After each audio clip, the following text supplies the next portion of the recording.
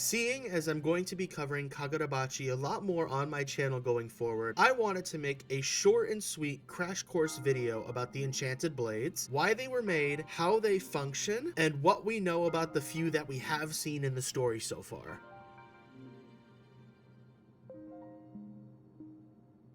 18 years before Kagurabachi's narrative began, the father of the main character Chihiro Rokihira, a man named Kunishigi Rokihira, made 6 blades intended to end the Seitai War, which had plagued Japan at that time. As of the most recently released chapter when making this video, chapter 63, we don't know the exact cause for why the Seitai War happened, just that quote-unquote an enemy attacked Japan and that the sorcerers being pulled from all over the country weren't enough to fight back against it, and that the war itself was a losing battle until Rokihira made the Enchanted Blades. Taking into account too that some of the language suggests the 5 Enchanted Blades were able to level the playing field, but it was only the introduction of the 6th one, Shinuchi/Magatsumi, which actually won the war.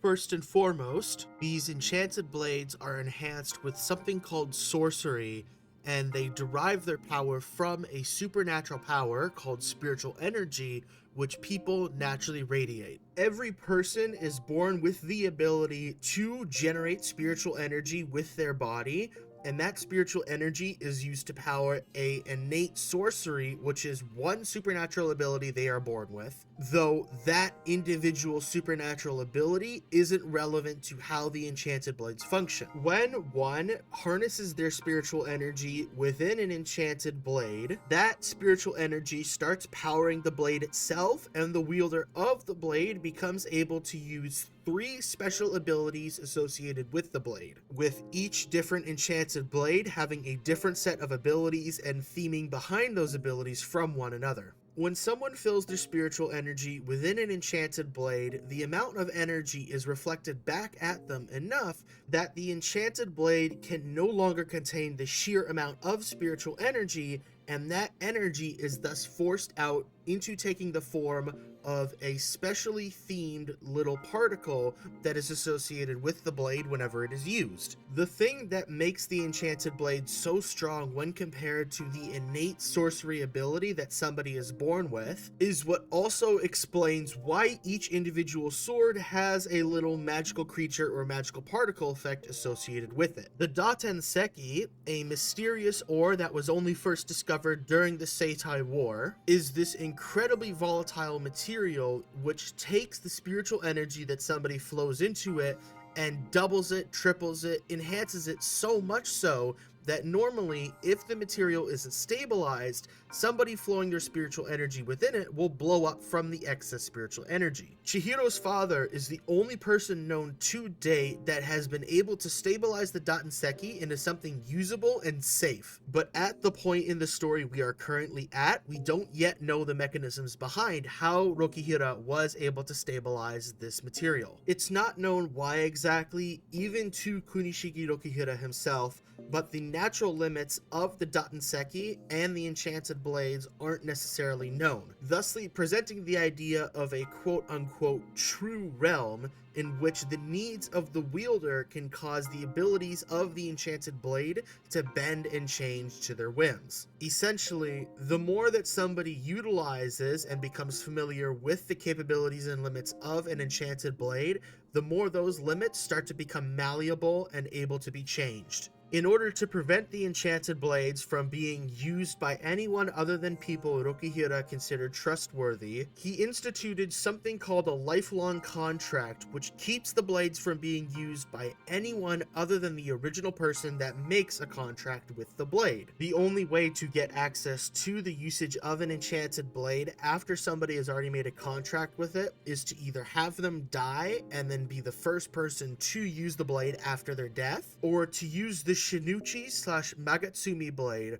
which is so strong, the Eternal Contract is not enough to limit its strength to one person. Making a lifelong contract with an enchanted blade has you lose access to your original sorcery. In one instance of a character seemingly being killed and then coming back to life without explanation, the Eternal Contract of the enchanted blades will break, and the person can then re-establish a contract with that blade if they so choose.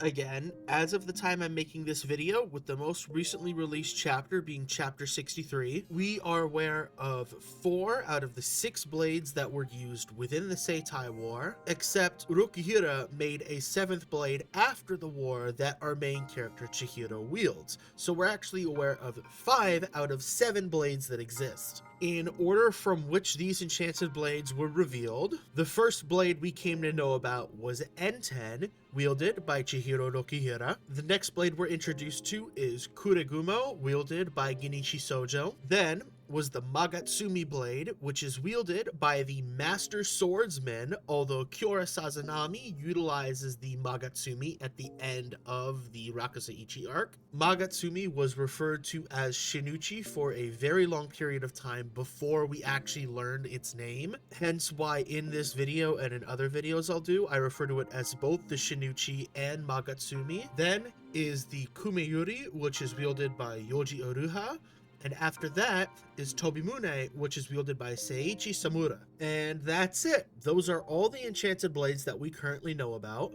There are 2 that we have yet to see, yet to learn the names of, and yet to actually know what their abilities are. There is a chance even that later within the narrative, more weapons made from the Datenseki ore could be produced, but as is, these are the 5 that we are currently aware of. I'm going to hold off on going in depth on all of the abilities we've seen for each enchanted blade at this point, mainly because it would feel wrong to do so without the other 2 blades that we've yet to see, plus Kumeyuri specifically, we've yet to see any abilities for. And I would argue that part of the fun of reading Kagurabachi for yourself is anticipating what new thing will come with the next blade that's introduced in the story. For the sake of adding a little bit of discussion to this video where I present these ideas to you though, in line with my usual YouTube content style, I will go over one thing I like about each blade that we currently know about. Starting with Enten, I actually like how unusual it is for our main character to have such a tranquil looking sword. Goldfish slash water themed sword is a pretty interesting basis to start with for the idea of the enchanted blades. Like, you'd think something like a fire sword or a lightning sword would be the first thing that the narrative presents, but no. Goldfish sword, and I like that a lot, especially since the symbols of Enten, the 3 goldfish, are reminiscent of the goldfish that Chihiro and his father owned together in their status quo that was destroyed before the narrative began, aka essentially being reminiscent of better days and the very thing that Chihiro is fighting for. Next is Kuregumo, and while this is technically cheating to acknowledge both this and the general sort of aesthetic of the blade, I do really like the idea that there isn't a dedicated lightning blade and a dedicated ice blade, but that those 2 are combined together into a blade that is weather themed. That is really cool. And the cloud dragon particle effect that the cloud gouger has, I also like. Also, I slipped on it there. The name is technically written as Kuregumo, but the English localization wrote it at one point as cloud gouger, and I think that is a fucking awesome name. The whole reason I'm making this video is because I didn't want to have to explain the context of the enchanted blades again at the start of a video about Magatsumi I'm currently working on. This blade has one of the most memorable introductions in Kagurabachi so far, and has arguably yet to be upped by the other blades, as cool as they are. I specifically really love that the strongest and most unstable blade in Kagurabachi is flowers and butterfly themed. I just think that's the coolest thing ever. Like, oh wow, the strongest sword ever being associated with very sort of flowery and tranquil imagery. That's awesome. That's raw. It's subversive because you'd expect it to be a very sort of aggressive and in-your-face and explosive design language associated with this strongest blade.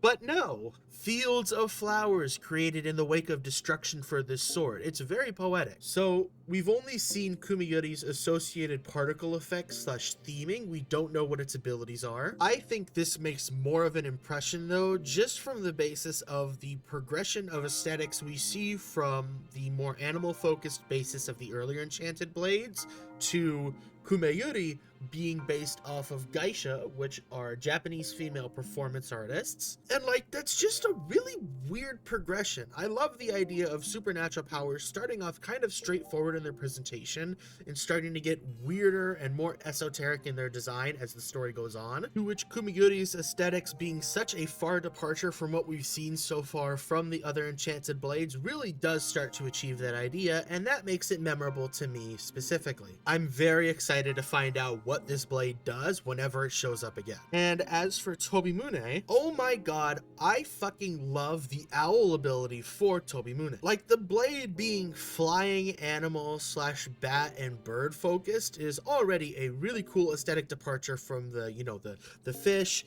the dragons, the butterflies and insects. But like, oh my god, the owl ability. I love this double spread of the owl face just over the entire sky. I already really loved Samura as a character just on the basis that the swordsman who blinds himself and has stronger other senses as a result kind of trope. I love that. And Samura having like a bat focused or bat themed blade is like, oh yeah, bats can see without seeing. But just, oh my god, I did not expect the owl part of the sword, and I arguably love that even more than its overall theming in relation to Samura's character as a blind swordsman. If I were to make a video on Tobimune in the future, which I am very much thinking so, then the owl will probably be the very, very, very big reason I do so.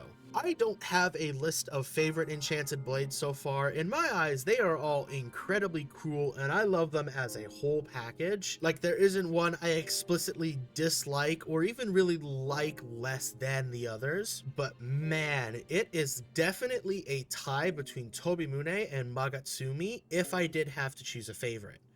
Well, actually, even N10 is in there too, because I just really like Chihiro as a character, and I really like N10's theming. And also, Cloud Gouger is really cool visually, and it's associated with my favorite antagonist within Kagurabachi so far. You see why this is so hard to do?